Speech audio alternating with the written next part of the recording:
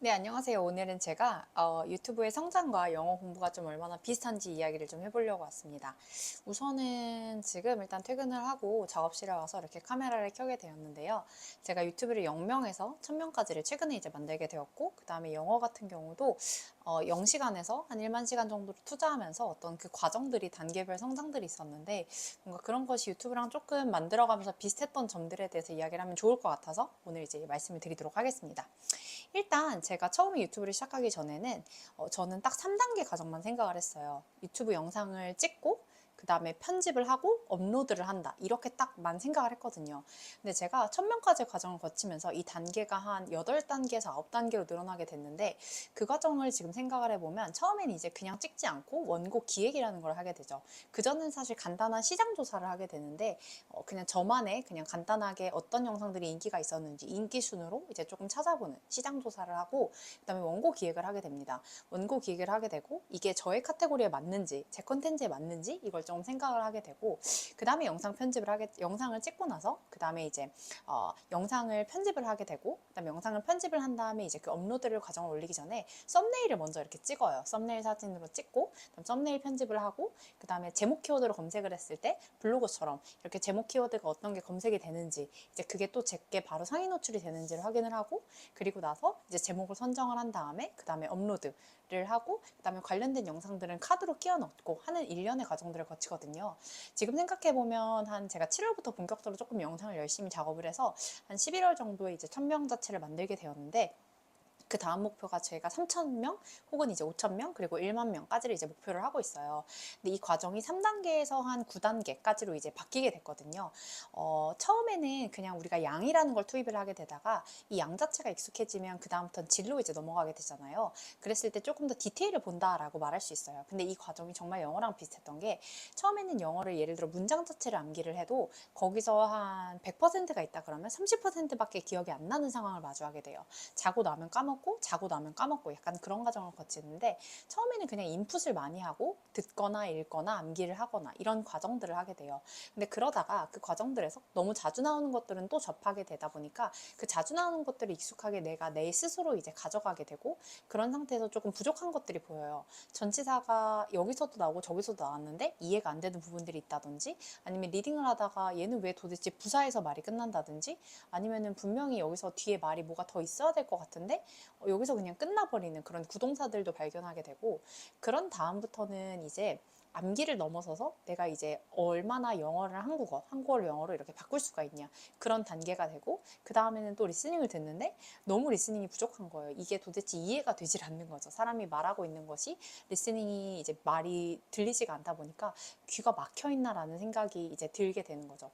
그리고 나서는 같은 우드도 어떤 식으로 또 표현을 하게 될까? 어떤 상황에서는 이렇게 되는데 어떤 상황에서는 또 다르게 표현이 되다 보니까 내가 정말 이 말을 알고 제대로 알고 쓰는 것인가에 대한 뉘앙스까지를 고민하게 됩니다.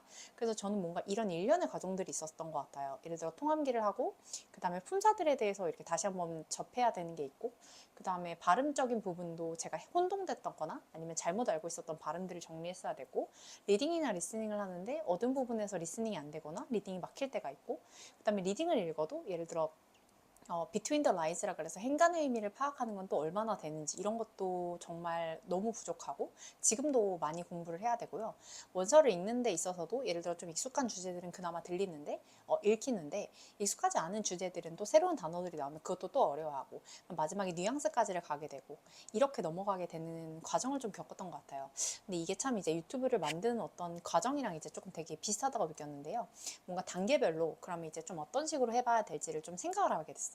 첫 번째는 이제 목표 설정이겠죠. 영어도 내가 지금 영어를 왜 배우는지 스스로 물어보는 게 가장 중요하고 유튜브도 내가 지금 현재 어떤 채널의 방향성을 가지고 있는지 그렇게 잡는 게 되게 중요한 것 같아요. 저 같은 경우도 제 채널이 어떤 가치를 줄 수 있는 것인가에 대해서 요새 조금 생각을 해보고 이런 일련의 과정을 브랜딩이라고 하게 되면 그런 부분에 대해서도 주말에 조금 시간을 내서 공부를 해봐야겠다 이런 생각을 갖고 있거든요.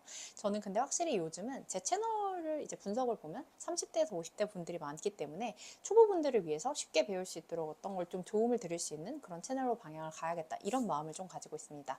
그리고 두 번째는 항상 기초 다지기가 제일 중요한 것 같아요. 영어 공부든 아니면 유튜브를 하든 아니면 모든 것이 성장하는 데 있어서 가장 중요한 거는 기초적인 것들을 확실히 익히는 게 중요한 것 같거든요.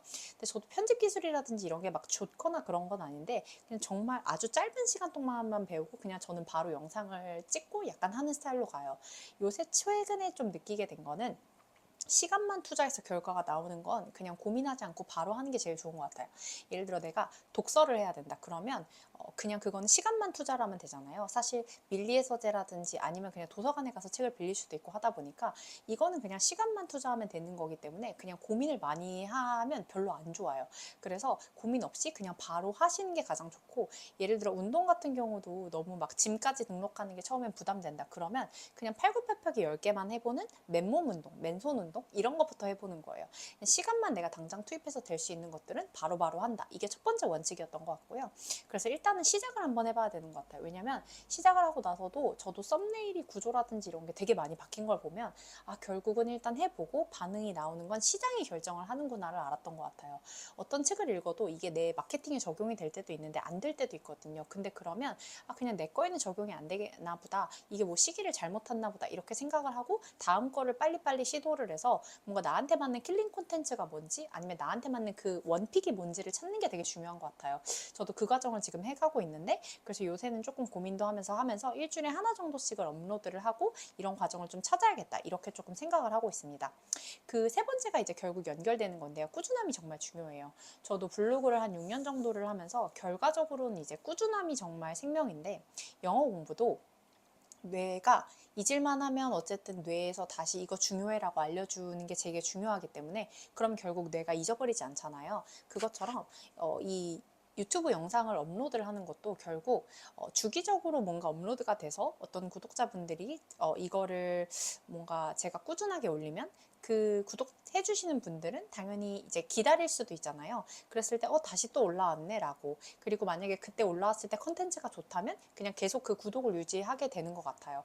그러다 보니까 이거를 영어 공부에서도 적용을 하면 어쨌든 10분이라도 좋으니까 노출도 좋고, 아니면 어떤 식의 나의 공부 방향도 좋으니까 그런 식으로 좀 내가 영어를 그래도 계속하는 사람이다라고 나한테 스스로가 정체성을 알려줘야 되는 것 같아요.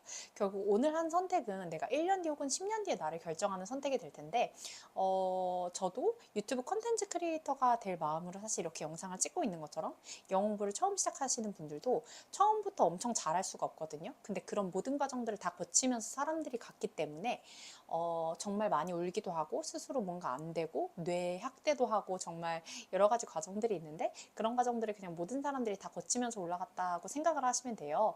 그러다 보니까 나도 그냥 그 과정 중에 하나에 있는 것이기 때문에 매일, 그러니까 쉽지는 않지만 그래도 10분이라도 5분이라도 그렇게 꾸준히 하겠다, 이 마인드가 되게 중요한 것 같습니다. 그 다음에 또 네 번째는 일단은 많이 실패해 봐야 돼요. 일단은 많이 실패해야 되고, 영어도 틀려도 그냥 뱉어봐야 돼요. 왜냐면 외국인하고 말하는 건 사실 무조건 실전이거든요. 그러면은 그 실전까지 가기 위한 그 모든 그 밑에 과정들은 다 연습 과정이라고 생각하시면 돼요. 내가 스스로 혼자 말해보고 챗GPT랑 대화를 해보고 영어로 글을 써보고 혼자서 카카오톡으로 하고, 그다음에 저 단어가 뭘까 영어로 고민하는 거라든지, 아니면은 내가 어떤 표현이 떠오르지 않았을 때 그거를 영어로 어떻게 말할지. 요새는 챗GPT가 너무 잘 돼 있다 보니까 저도 그거를 많이 활용하곤 하는데, 그 자신만의 그냥 노트를 만드시면 돼요. 저는 익스프레션 그 툴킷이라는 표현을 만들었는데, 그러니까 뭔가 돌파구라든지 아니면 내가 필요할 때 사용할 수 있는 그런 것들을 만든 어떤 노트 하나를 만드시는 걸 좀 추천드리고요. 저는 이걸 요새 엑셀 파일로 정리를 하고 있는데, 노트 같은 경우도 좋긴 하지만 확실히 요새는 조금 그 타자가 더 빠르기 때문에 그런 것들을 좀 한번 봐주시면 좋을 것 같습니다.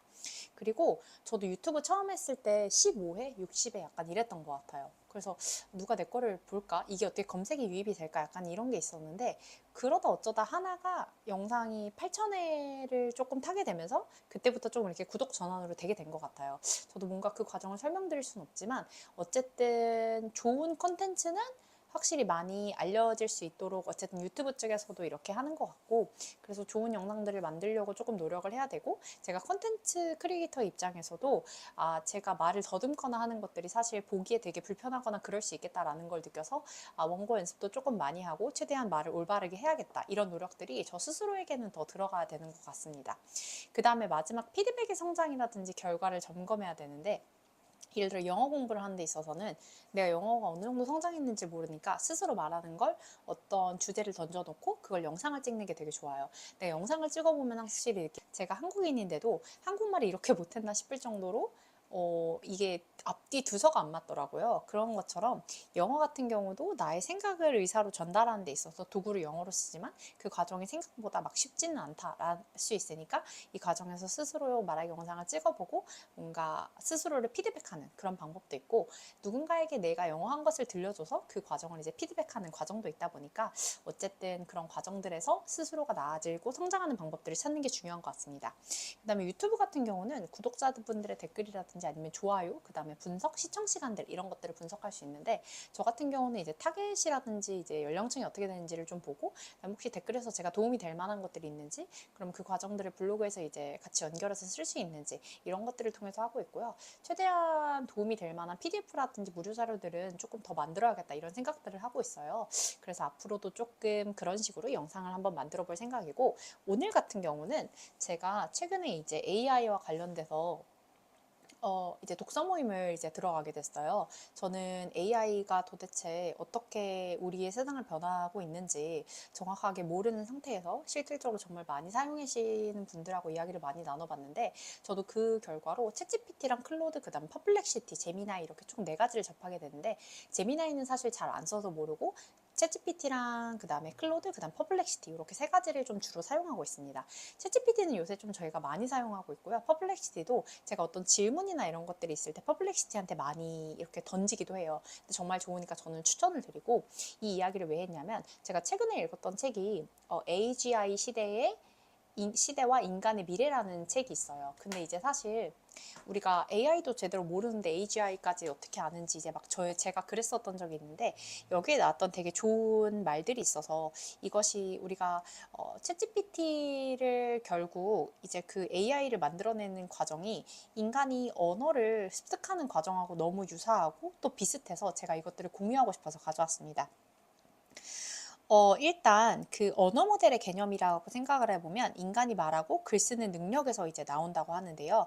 우리 자신의 사고 과정을 이제 보자라고 이 책에서 나와 있어요. 그러면 우리가 문장을 읽을 때 머릿속에서 일어나는 현상을 살펴보기 위해서 글을 읽고 있는 상황을 설정해보자라고 책에 나오는데요. 예를 들어서 뇌 속에서 나는 어제 따스한 햇볕으로 가득 찬 카페에서 혼자 녹차를 마셨다는 기억을 떠올리고 씁쓸한 마음이 들었다, 이런 문장을 들었어요. 그럼 뇌 속에서 일어나는 일련의 과정들을 제가 여기 책에 나와 있는 거 그대로 읽어볼게요.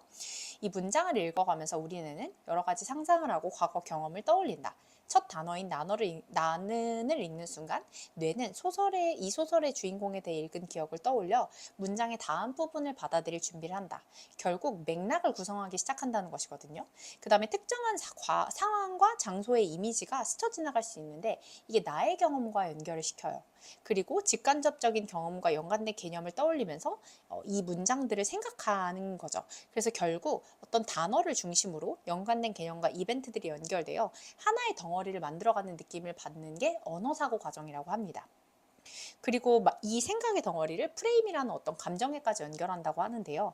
제가 이걸 통해서 느낀 게 뇌가 독서의 과정을 통해서 단어나 문장 구조, 그리고 문단의 흐름 등 언어적인 요소들을 파악해서 언어 지도를 만들어내고 계속 업데이트를 한대요. 그러니까 언어 지도라는 말이 되게 좋았는데, 처음에는 영어를 하나의 단어에서 접하는데 이게 연결이 돼서 동사, 전치사, 동사, 부사 이렇게 구동사를 만들어내면 또 하나의 덩어리가 생기겠죠. 근데 이 덩어리마다 표현들이 좀 따라오는 것들이 좀 일정하게 정해져 있어요. 예를 들어 뭐 come up with an idea. 그러니까 예를 들어서 그 아이디어를 떠올린다 할 때 굉장히 많이 쓰거든요. 그러면 이런 식으로 나오는 덩어리들이 내가 많을수록 이해를 잘 할 수 있고 나만의 머릿속에 언어 지도가 분명히 만들어질 것 같다는 생각이 들었어요. 다계국어자를 하는 분들은 이 언어 지도를 그 어떤 카테고리아 별로 이렇게 만들어내고 그것에서 유사한 상황에서 이거를 떠올리는 것들을 많이 할 것 같다라는 생각이 들었거든요. 그래서 글을 많이 읽다 보면 언어 지도가 더 고급스럽게 만들어져 논리학이나 글 쓰는 법 같은 걸 별도로 배우지 않아도 어느 정도 터득하게 된다라고 얘기를 하거든요. 그래서 모국어 문법을 우리가 별도로 배운 적이 없잖아요. 그럼에도 불구하고 그 어색한 문장을 지적해낼 수 있고 이거는 우리 문법에 맞지 않아라고 말할 수 있는 건 글을 많이 듣고 읽어서 그렇거든요. 그러니까 이러한 모국어의 과정들을 그대로 영어에 이제 넣어주게 되면 하나의 언어를 습득하는 과정, 이거를 우리가 언어 지도를 만든다라고 이제 말할 수 있을 것 같아요. 그래서 이 문장 자체, 이것 자체가 되게 좋아서 가져왔는데 어떻게 떠올리게 됐냐면 그 광고업에서 일하시는 분이 이제 클로드랑 GPT를 이제 자신의 입맛에 맞게 설계를 하신다고 얘기를 하셨거든요. 적절한 질문도 주고 어조나 페르소나나 이런 것도 다 지정을 해서 하는데 이게 뭔가 내 거에 맞춰서 이렇게 설계를 하신다는 기분이 들었어요. 그래서 우리도 뭔가 내가 필요한 언어가 있다. 그러면 그거를 내 뇌에 맞춰서 언어 지도를 하나를 설계하면 참 도움이 되겠다라는 생각이 들었거든요. 근데 그 과정에서 많이 읽고 많이 듣는 건 정말 좋은 방법 중에 하나예요. 부족한 부분은 그러면 그 다음부터 채워가고 디테일적인 부분은 일단 큰 틀이 된 상태에서 그 다음 부분으로 채워가자. 약간 이런 결론이 났습니다. 저도 이 지점에서 조금 위안을 많이 받았던 것 같고요. 우리가 맨날 좀 잘할 순 없잖아요. 잘할 순 없어도 그래도 오늘 하루 뭐 10분 아니면 5분 정도 한 거 스스로에게 막 칭찬도 해주면서 그런 식으로 한 걸음 한 걸음 조금 나가가면 좋을 것 같고요. 당장 오늘 하루 못한 건 괜찮지만 뭔가 한 1년 뒤를 생각했을 때 그래도 큰 틀 안에서 보면 그래도 작년에 비해서 나아진 부분이 분명히 있을 거 아니에요. 그래서 스스로에게 조금 약간 그런 칭찬이라든지 잘하고 있다라는 그런 응원 그런 것들이 저는 더 중요한 것 같아요. 그래서 스스로를 잘 칭찬을 해주시면서 12월 한 달을 좀 어떻게 영어 공부를 해야 될지도 계획을 해보시고 2025년도부터는 또 정해진 자신만의 그런 공부법을 찾아서 스스로 되게 좋은 영어 실력을 만드시길 바라겠습니다. 감사합니다.